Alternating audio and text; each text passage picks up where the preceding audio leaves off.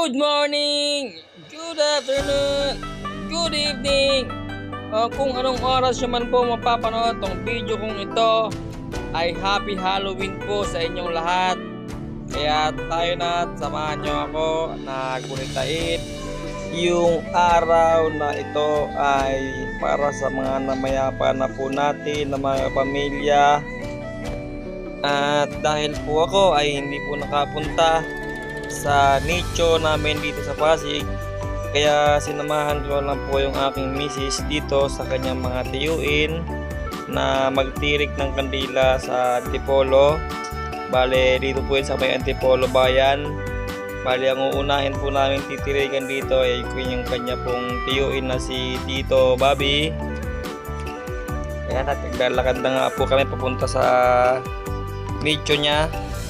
At mamaya-maya lang yan ay makikita na po namin doon yung kanyang lapida na si Rogelito B. Ausa. At ito na po yon. Kaya samahan nyo po kami magtirik ng kandila para sa kanyang tiyo na si Tito Bobby.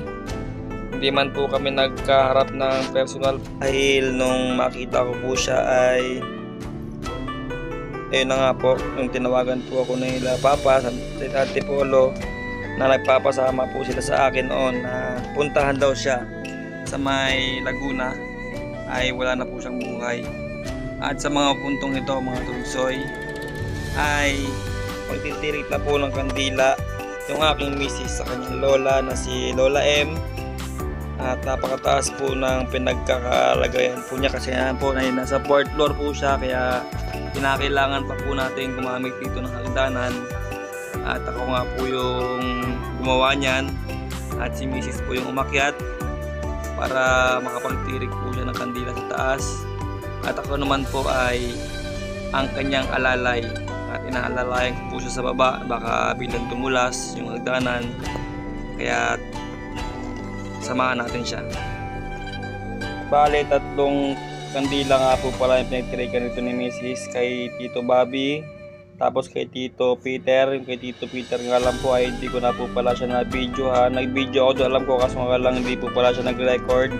At yung panghuli ay dito kay Lola M.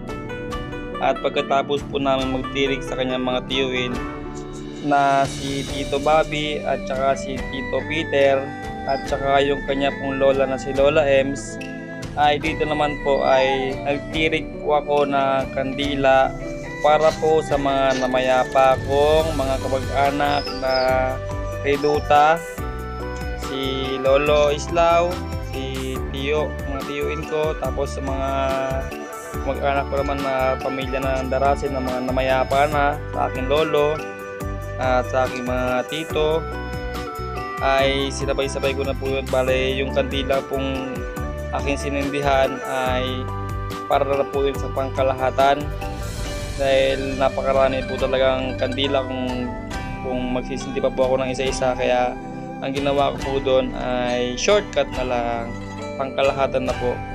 Siguro naman po ay naiintindihan na nila yon at nararamdaman na nila yon dahil ang paggunita naman po talaga ng isang mga namayapa na ay pagtirik lang ng kandila ay ox na yun at mararamdaman na nila yon.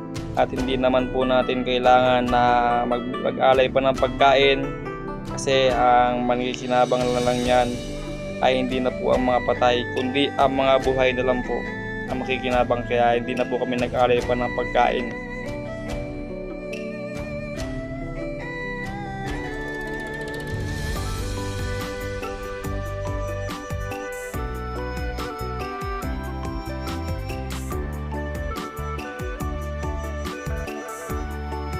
At dahil hindi nga po kami nakapunta sa barracks ng Pasig, kaya dito na lang po ako sa Antipolo nagtirik ng kandila.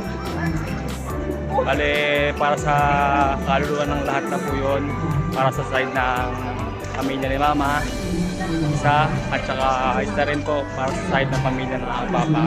Para pangkalahatan na po yun. Nawa po ay naging masaya po kayo sa aking tirik ninyong kandila. yung may rest and peace nawa po ay nasa kapiling na po kayo ni Lord. And gabayan nyo po kami sa pang-araw-araw. Bye bye mga Turugsoy, peace out.